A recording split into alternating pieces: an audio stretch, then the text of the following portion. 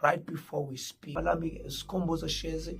I come here as the leader, the founder, the face and founder of Leaders in Germination, a growing organization that believes in the power of walking with God in your situation as young people. Mhlambe-ke isihloko senkulumo yethu namhlanje as we are diving into the word is the power and the beauty of rejection. We're going to talk about this namhlanje, amandla nobuhle bokuqaphelwa nokunqatshwa nokuphikwa. We're going to talk about a guy, we're going to talk about a boy who grew up to be a great man, okuthiwa uDavide. Ngicela sikhuleke uthi mthumeleni lo mfana nimlethe la ngoba asizuhlala phansi azafike. Ngicela sikhuleke wele wenze lokho kwenziwa nguwe kuphela. Hallelujah bazalwane, amen. Well, we're still reading in the book of 1 Samuel chapter number 16, or verse number 10, we have verse number 13, that is where we read. We're talking one rejecter. Mhlawumbe sifuna ukuyaphi before we go any far. Besifuna ukuthi i-rejection eza ngabantu kuyenzeka kube ukuthi uNkulunkulu who caused it so that wena muntu orejectiwe uzo-acceptwa uNkulunkulu. When we read the Bible, there are three major books that we receive. One of those books is the book of Psalms. We get it in the book of Psalms. These are the devotions and the reflections of David that he made as starting rejection. Izinto uDavide ayezenza eserejectiwe, izinto ayebhala ebhala ngohambo lwakhe bemrejectile abantu kodwa uNkulunkulu emamkelile. Njengoba lisho iBhayibheli bazalwane ukuthi sasikude singenagama singenathemba silahliwe sihleli ebumnyameni siAfrika sisatshiswe imimoya nangeinhlobo zayo. I-rejection iphewethu ngoba sasirejectiwe emazulwini singamkeleki ngoba uKristu Jesu wayengakafiki. Wathi mesefikile uKristu Jesu elithi iBhayibheli sondelani kuye ngoba yena uyitshe eliyigugu elinqatshwe ngabakhe elinqatshwe ngabantu kodwa uthi sondelani kuye lo Kristu Jesu nakhiwe nibe ngamatshe aphilileyo ngoba ngenxa kaKristu Jesu we are justified, ngenxa kaKristu Jesu we are sanctified, ngenxa kaKristu Jesu we are made whole, we are rediscovered, we are recreated emseni kaNkulunkulu. Find rejection. Noma usebandleni you find rejection. uDavide lived a life of constant rejection by men, but the rejection of men was the acceptance of God. When men were rejecting him, they were pushing him closer to the acceptance of God. That is why we find David becoming a king. That is why we find David becoming a priest. That is why we find David becoming a prophet. That is why we find David having all the threefold.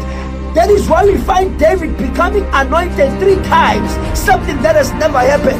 That is why we find David replacing a predecessor that did not know God the way he did. The level of walking with God uDavide wayehamba noNkulunkulu welizinga lesambulo ngoba there are mistakes that David did that were greater than the mistakes of Saul.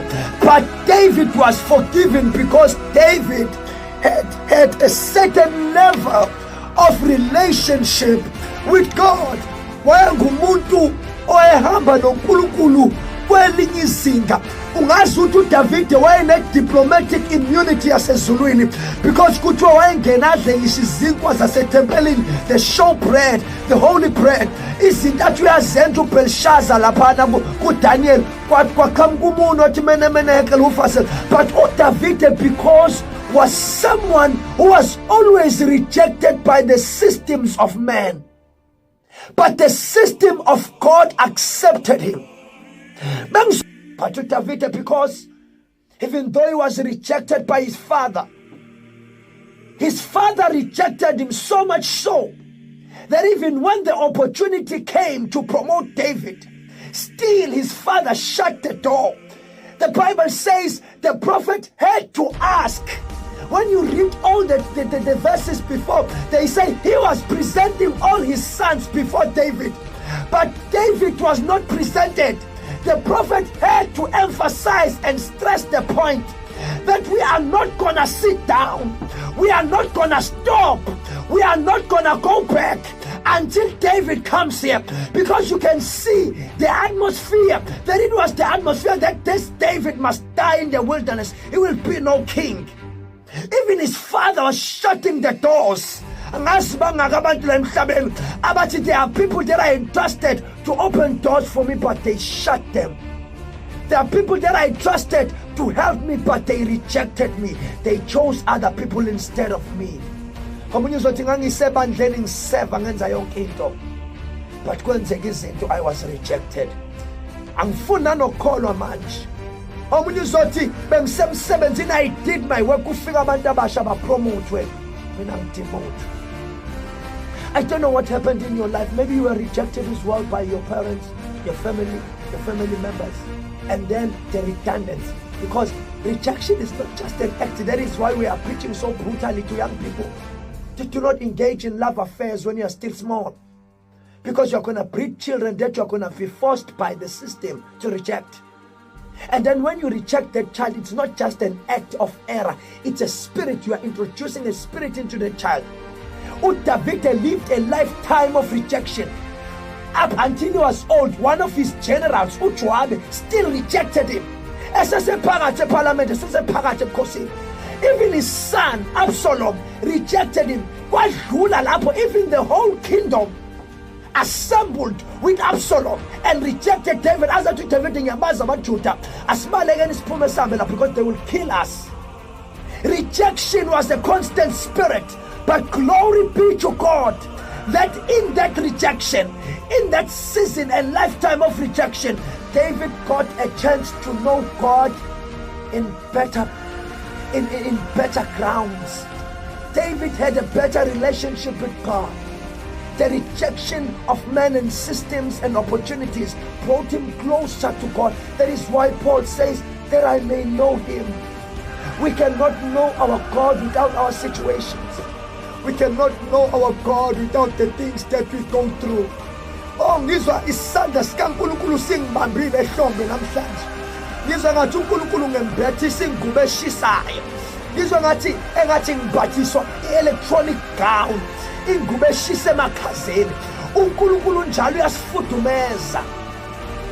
Ukufudumeza emakhazeni empilo yakho. He becomes your warmth in your cold and darkest hour. He becomes your treasure when everybody else does not sit entwined with him. As I said earlier, that be somebody who is influenced by God. David received heavenly training. He received heavenly training. He received heavenly guidance and heavenly mentorship. That lion, but he was being prepared.